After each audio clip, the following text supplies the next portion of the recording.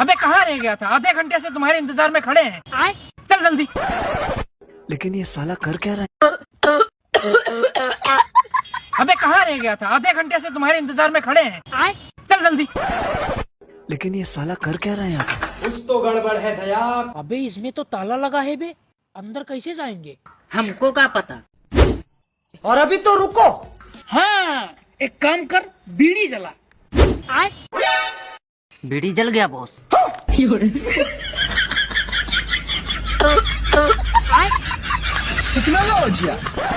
अब एक काम करो, 5 मिनट के अंदर पूरे घर का माल साफ कर दो। Okay boss.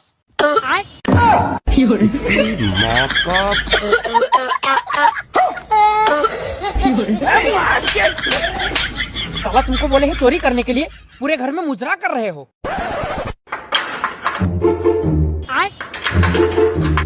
बाप रे, क्लाइमैक्स अभी बाकी।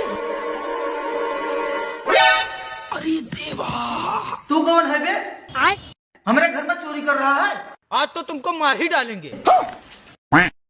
भैया मारने से पहले हमको एक बीड़ी पिला दीजिए, बहुत मेहरबानी होगी।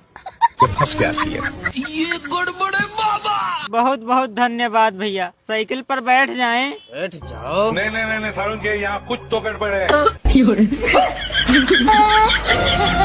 सारी बात